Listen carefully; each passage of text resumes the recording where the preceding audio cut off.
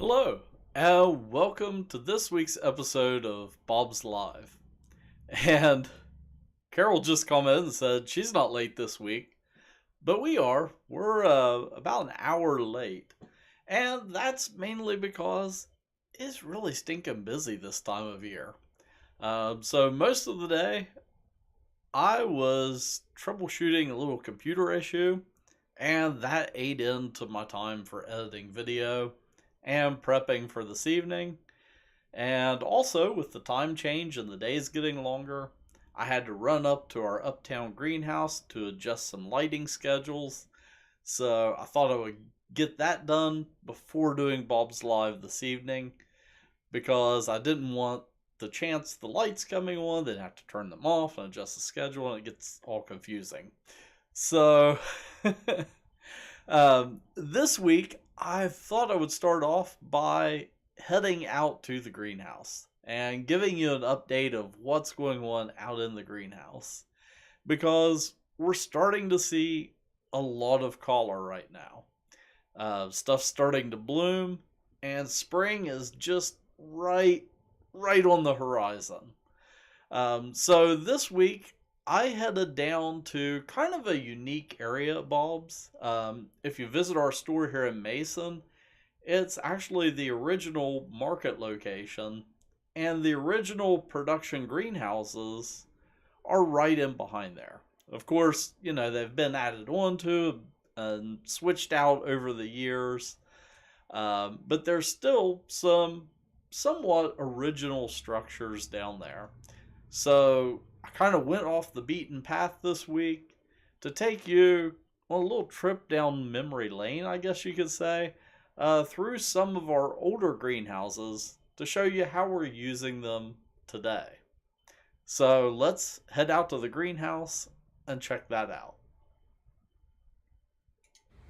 Hi, today I am down here at our River Range location where we have some beautiful hanging baskets that are blooming. So let's take a look around and see what we have blooming.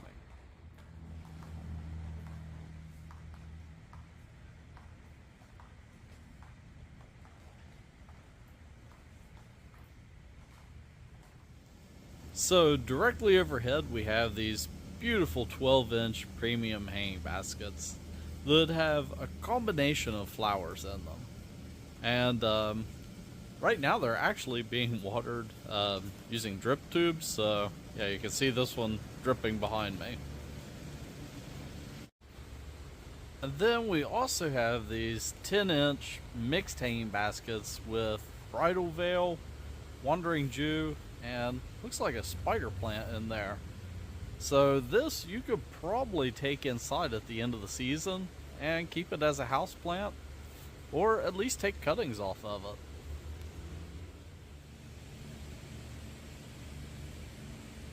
Down here on the floor we have these 10-inch Calibrachoa baskets. Once they get a little bit bigger and fill out, we'll move them up to some hooks so they can get fuller. But all of these are a variety called Calitastic Mary Cherry. They are just gorgeous. I mean, look at that bloom.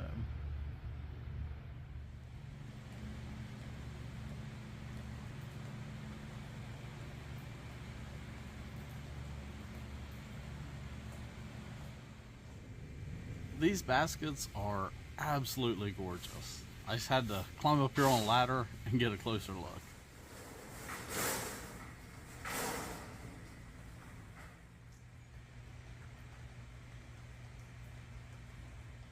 Alright, so that was one of our newer, smaller greenhouses here at Bob's.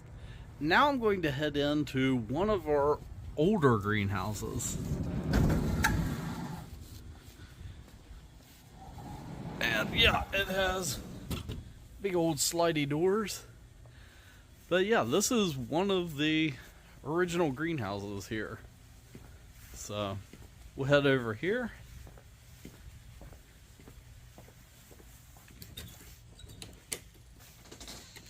And in here we have more baskets that are blooming. And yeah, they are just gorgeous. And if you've come on a tour recently, you will have seen that we have ferns hanging basically anywhere we can put them. So here we have them setting on the floor in pots.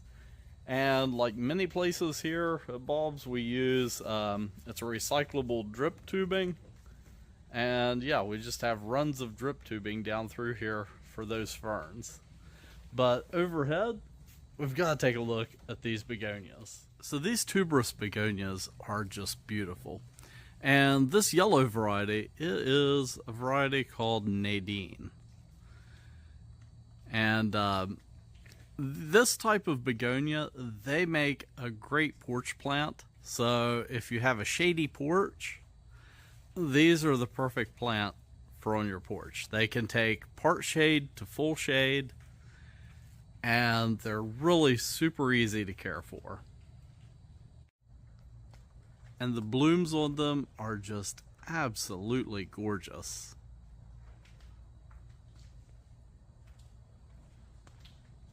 Something that I always find funny in this particular greenhouse is, you know, back in the day, they needed every little bit of floor space you could get. So this whole end wall right here, Bob or somebody, you know, at some point bumped it out about, let's see, it's about 4 or 5 feet. But, you know, that 4 or 5 feet of extra floor space, it can make a huge difference. So I was just totaling up the number of ferns going down through here. And just in this one little additional space right here at the end of this greenhouse, that's about 225 ferns. I was heading out of the greenhouse and I walked past these, and these are just beautiful. Look at that collar. Wow. So now walking through what we call the head house, because it originally was the head house where everything got transplanted and stuff back when this area was the main production area at Bob's. Heading over from where the begonias are over into this greenhouse. Of course, you know, more ferns overhead. Gotta stick them everywhere, and when I mean everywhere, I mean everywhere. So this greenhouse, again, ferns on the floor. Overhead, we've got more mixed baskets of, let's see, bridal veil and all that good stuff. And yeah, but I have one other greenhouse here that I want to show you. And it's probably the smallest greenhouse here at Bob's. So heading back across the head house from the greenhouse that we were just in with all the ferns, you walk through a little tunnel right here, and this is actually right next to the loading dock. But hey, they had a little bit of extra space right here. So we've got this little tiny greenhouse, and yeah, it's maybe, I don't know, 30, 40 feet long and maybe 20 feet wide. But in here again, more ferns, and down on the floor we've got some calibrachoa baskets that are starting to fill out. So yeah, I don't know if I've ever been in here before for a video, but yeah, as far as I know, this is kind of the smallest greenhouse here at Bob's. Well, you know what? I was thinking about that.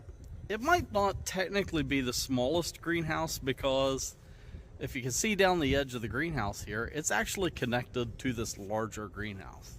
So if we had to think about smallest freestanding greenhouse, it might be this greenhouse right here next to it.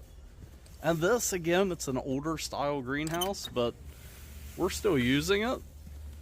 And in here we have, yet again, my glasses just steamed up.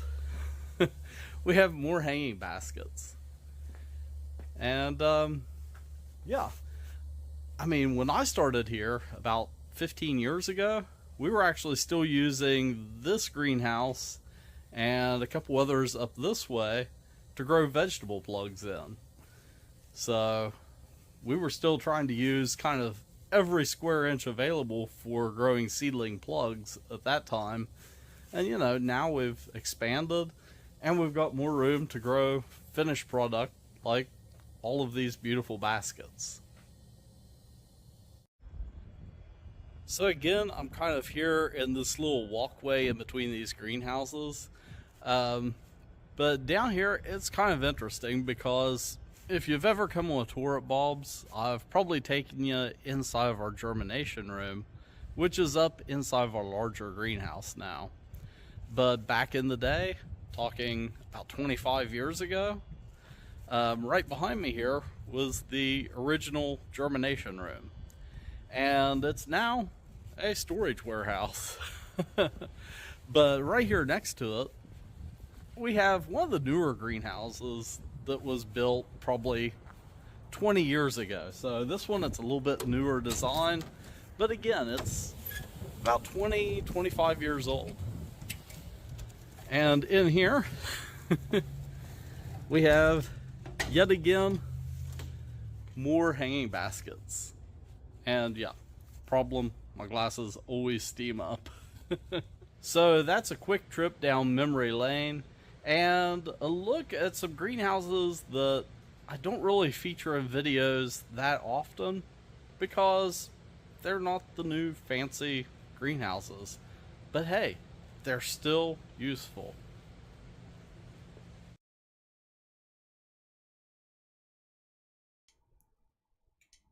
Alright, so yeah, those are greenhouses that I normally don't visit when I'm making videos. I definitely go down there and get like still pictures and up close pictures. Uh, but I've never really walked through them and showed them on a video, at least recently. If you go back in our YouTube channel long enough, actually, our very first YouTube video was about caring for poinsettias, and that greenhouse is where we used to grow all of our poinsettias. So back then, we would grow a huge crop of around 8,000 poinsettias a year, and now we grow right around 80,000 a year. So about a 10, does that be 100 fold increase, whatever it is. I'm not good at math. But yeah, that is what's happening out in the greenhouse. Lots of hanging baskets starting to just burst into color, and everywhere you walk, you're starting to see more and more color in the greenhouse. And with that, the weather isn't quite cooperating. I'm looking outside seeing snowflakes right now. But you might be getting the urge to plant some seeds. So I thought this week we'd take a look at starting seeds at home.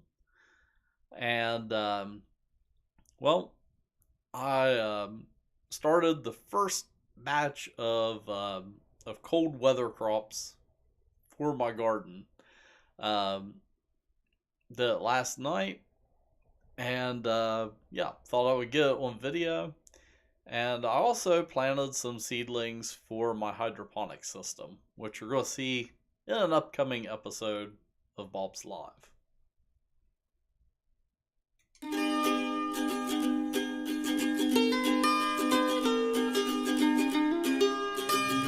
Today I am here in our seed storage cooler at Bob's Market. And well, I wanted to talk to you about sowing seeds. And here we use some really automated methods to sow seeds, but I wanted to transition from here to my house. So let's do that. It's balmy 35 here in the fridge at my house, and this is where I store all of my seeds. Hello, and welcome to my kitchen countertop. This evening, we're going to be planting some seedlings for out in the garden.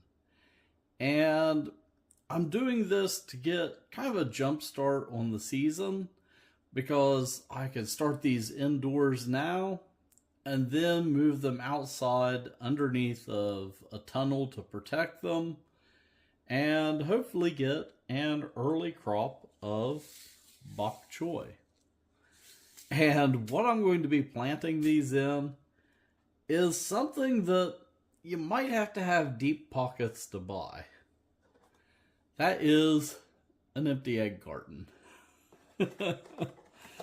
So, egg cartons like this are perfect seed starting containers. You can put your soil in, and then once it comes time to plant, you can just cut them apart and plant them. And these, they break down in the soil, so you're kind of amending the soil at the same time.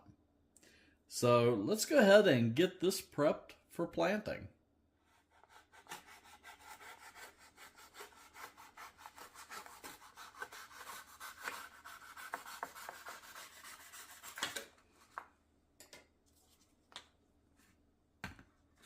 All right, there we go. Perfect planter. Okay, so what I'm going to be using as a seed starting mix is seed starting potting mix. This, it's a little bit finer of a mix, and it will work perfect for our little seedlings.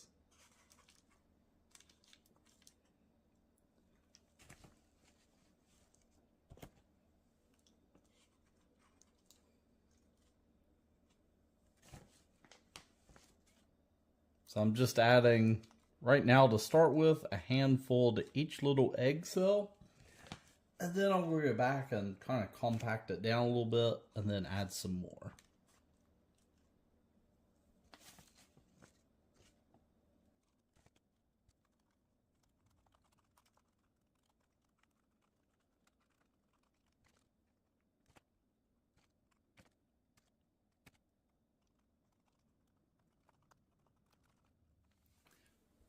Alright, so our next step is planting the seeds.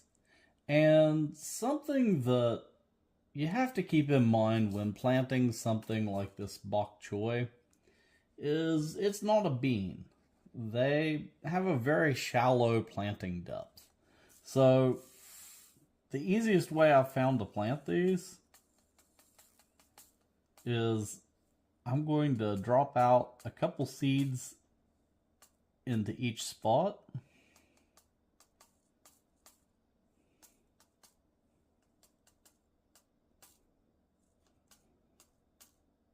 I'll go back later and thin them out.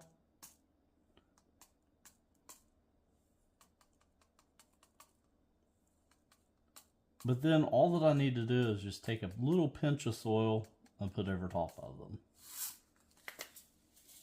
So there we go. Now let me walk around here to this side where I can grab just a little tiny dusting of potting mix to go over top.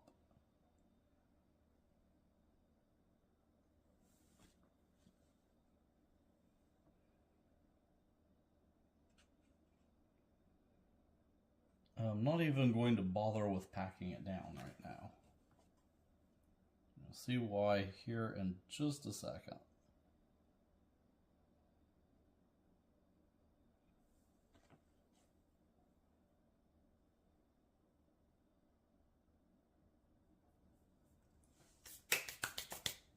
Alright, so my next step is just to moisten it. And I have a little spray bottle here.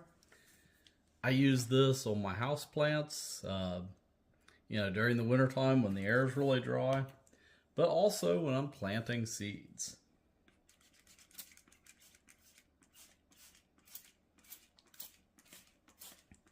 And I'm going to give these pretty liberal dousing with the sprayer.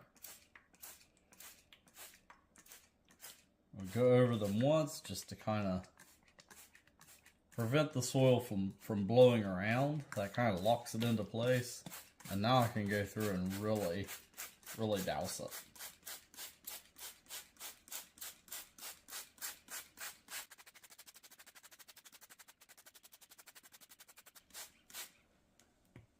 And for the sake of having a little drip tray, there we go. We got the bottom or the top of the egg container.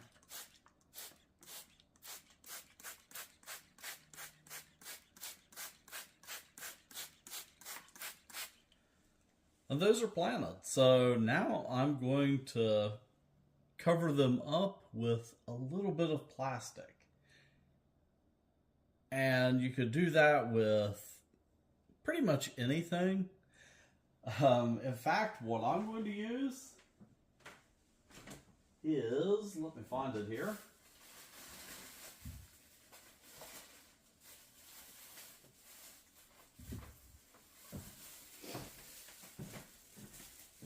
Since we have a grocery theme going on with our egg container, I'm going to use a grocery bag to cover these to hold in the moisture.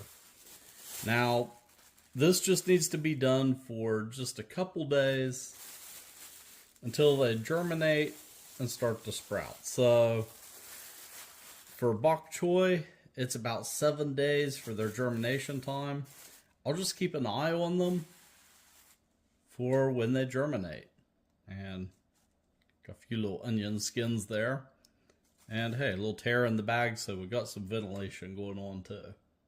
So these are ready to go. Now let me show you what else I'm planting this evening. All right, so I am going to be planting some other vegetables this evening, but these are going in my hydroponics system. So I'm going to be planting some Bib butterhead lettuce,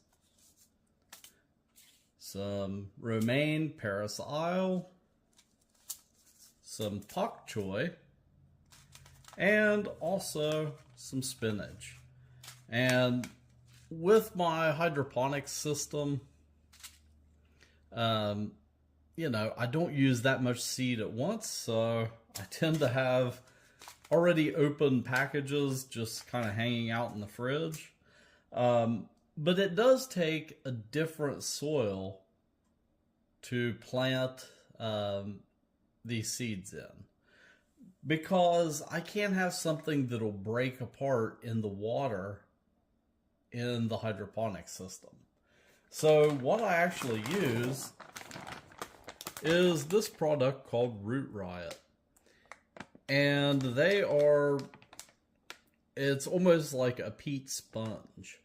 So it's peat moss, but it has a binder in it that gets them to stick together and stay together so it doesn't break apart in the water flow in the hydroponic system. So each one of these little plugs, they are kind of cone shaped, which fits perfectly in the little baskets in the hydroponic system. And the other thing that's kind of cool, it might be hard to see there, is that they already have a little hole poked into the top of them for planting your seeds. And that makes it super easy. So I just need to drop these in and I'll be good to go.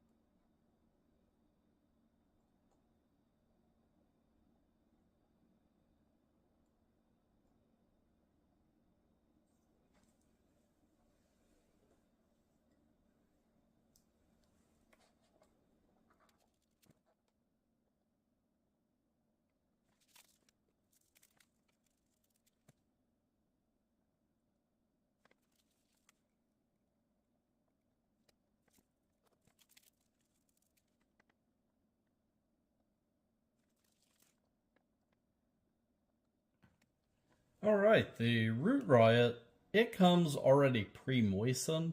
So I'm just going to give these just a quick squirt to kind of help get the seeds to settle in, But that's really all that I'm doing.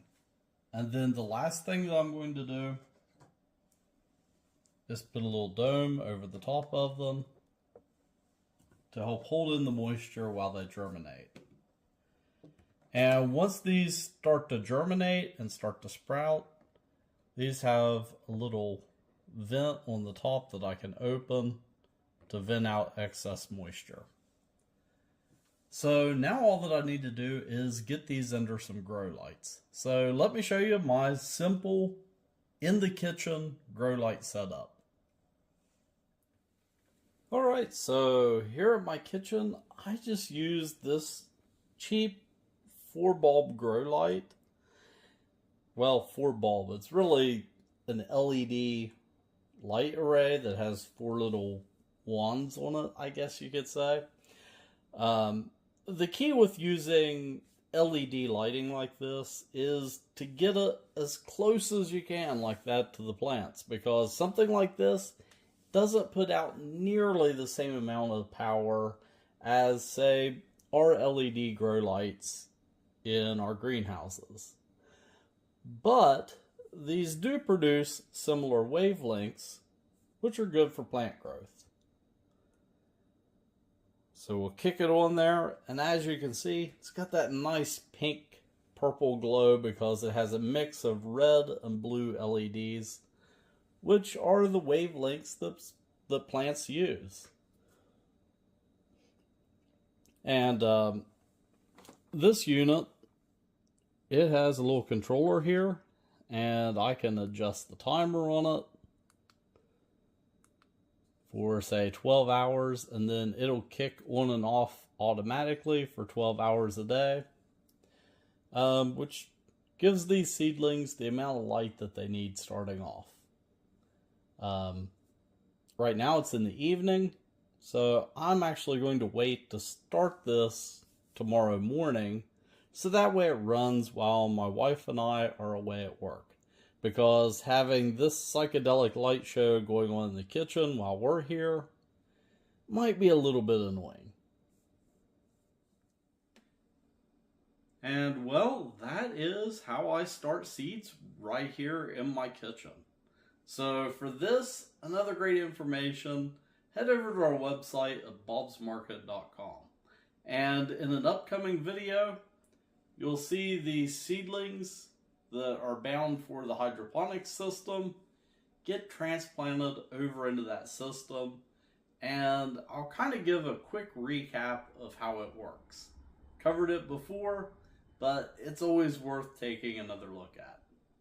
Until next time, keep growing. And that is how I start seeds at home.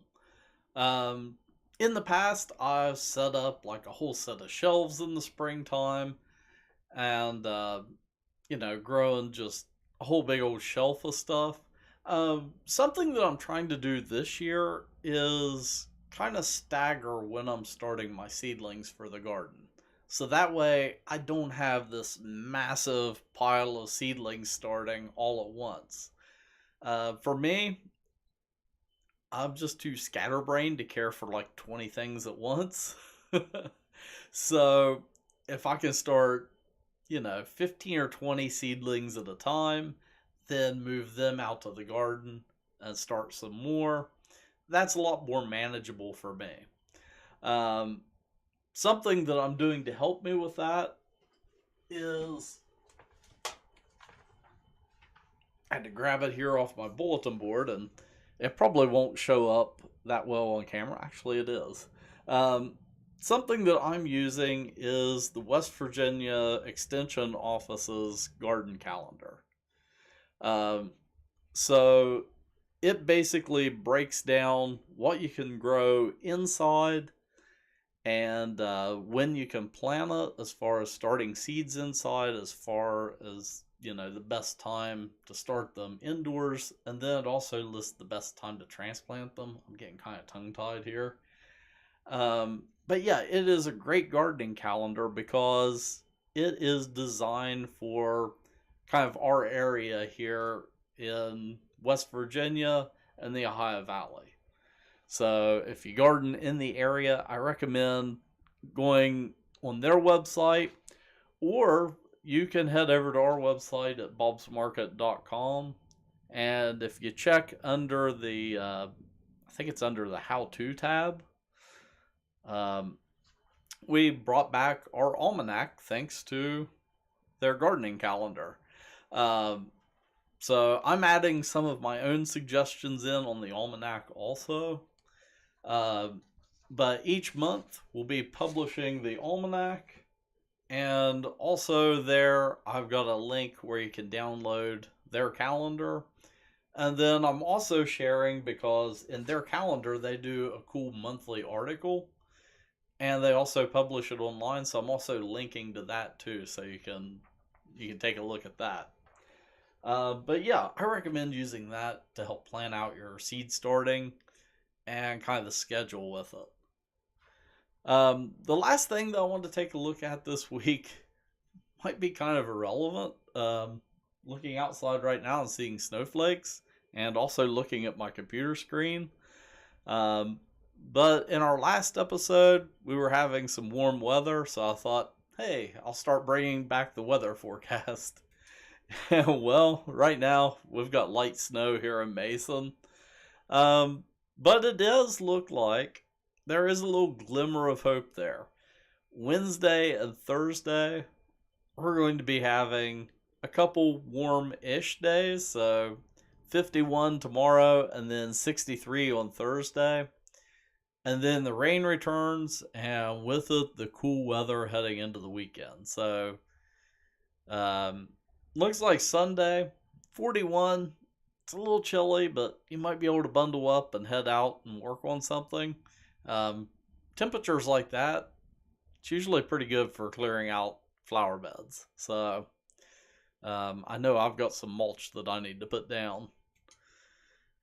And then heading into next week, kind of looking at the long-term forecast, kind of midweek again, we start to warm up. So it seems like we're kind of jumping into this pattern of cold weekends and then warm in kind of the middle of the week, which is kind of a bummer if you're a weekend warrior like me.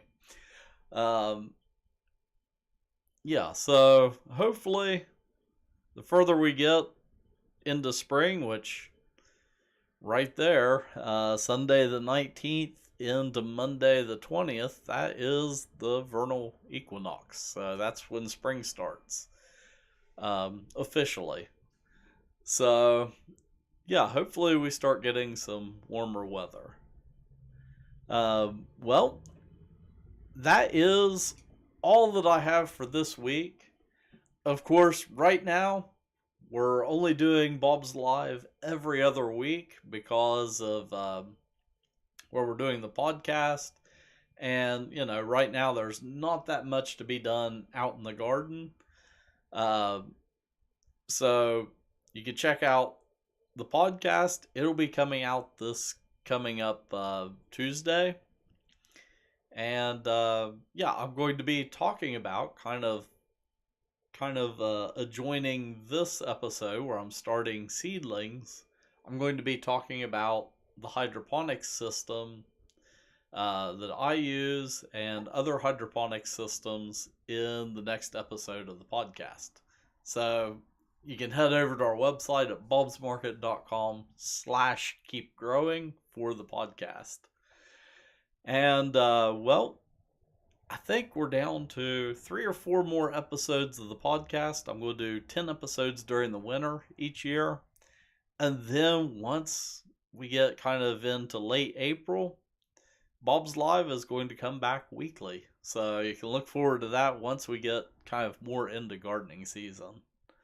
So, well, that is all that I have for this week's episode. Oh, the other thing, yeah.